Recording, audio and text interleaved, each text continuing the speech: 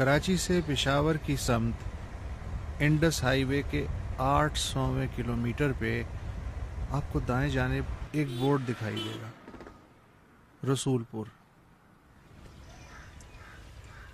سرسری گزر جائیں تو معمولی سا گاؤں، دھیرے دھیرے دیکھیں تو بہت کچھ عام ڈگر سے ہٹا ہوا۔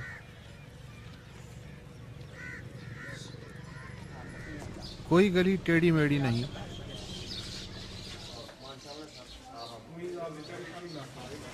کوئی کوچہ بے نام نہیں۔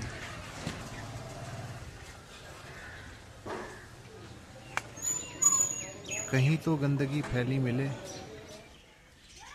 مگر بھینسوں کے باڑوں میں بھی نہیں۔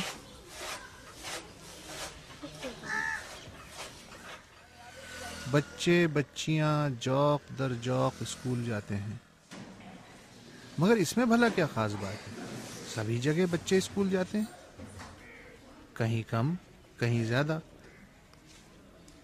لیکن رسول پور یوں الگ ہے کہ یہاں والے اقوام متحدہ کی یہ تعریف نہیں مانتے کہ خواندہ انسان وہ ہے جو صرف حروف تہجی لکھ اور پڑھ کے دستخط کر سکتا ہو۔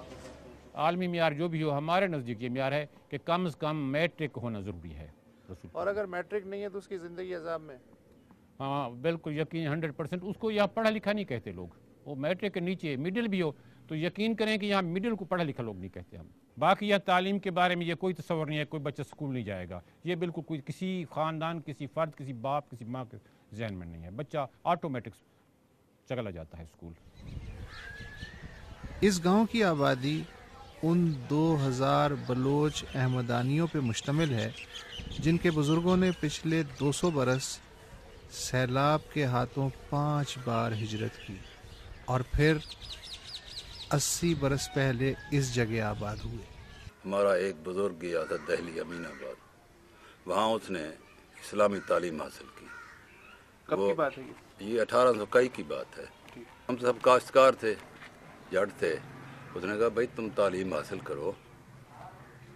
پھر ہمارے دادے، 3 دادے، وہ 3 گئے تعلیم حاصل کرنے کے لیے۔ پھر سے ایک سلسلہ چل پڑا۔ یہاں آیا تھا عارف نواز SSP، وہ سالانہ ایک رسالہ نکالتا تھا پورے محکمے کا۔ اس نے لکھا ہے کہ اس ضلع میں ایک گاؤں ہے رسول پور، جہاں کی بلی بھی گریجویٹ ہے۔ رسول پور بسنے کے 2 برس بعد 1935 میں یہاں لڑکوں اور لڑکیوں کے لیے 2 الگ الگ پرائمری اسکول اپنی مدد آپ کے تحت بنائے گئے۔ تاریخ پیدائش میری ہے 1926۔ میں 5 پڑھی ہوئی ہوں۔ وہ بھی مردوں کے سکول میں میرا امتحان میرے ابا نے دلوایا۔ لڑکیوں کی طرف کوئی بھی توجہ نہیں دیتا تھا، وہ بیچاریاں ایسے بس رول پھیر کے آ جاتی تھی سکول سے۔ پھر جب میں نے پڑھانا شروع کیا تو پھر بہت خوش ہو گئے۔ پڑھائی بھی اردو میں، ہر چیز اردو میں۔ انگریزی مجھے نہیں آتی تھی، نہ میں نے کوشش کی سیکھنے کی، نہ کچھ۔ پھر یوں ہوا کہ رسول پور میں طالبات کی تعداد طلباء سے زیادہ ہوتی گئی اور اس رجحان نے یہاں کی سماجی سوچ کو نیا رخ دیا۔ جو فیصلہ مطلب ہوتا تھا اکیلا آدمی کرتا تھا، اب ایسے نہیں ہے۔ گھروں میں عورتوں سے فیصلے بھی پوچھے جاتے ہیں، ان کو ان میں شامل کیا جاتا ہے۔ جو بھی فیصلے کیے جاتے ہیں وہ بھی ہمارے ساتھ شامل ہوتی ہیں۔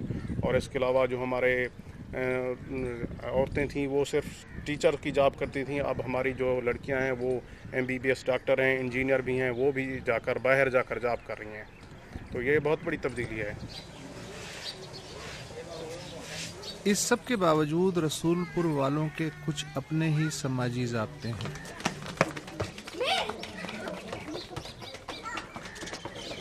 پورا گاؤں نو اسموکنگ ایریا ہے،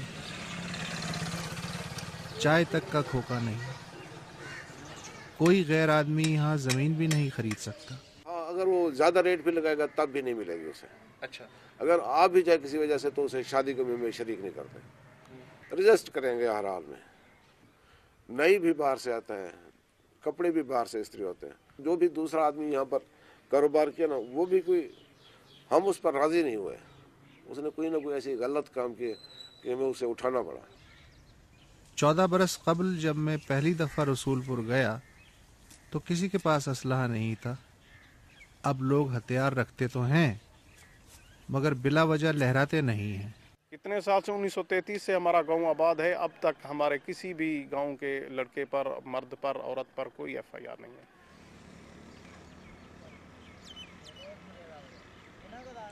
रसूलपुर के चारों तरफ और भी मुतअद्दिद कबाइल आबाद हैं, लेकिन उनमें से कोई भी रसूलपुर नहीं।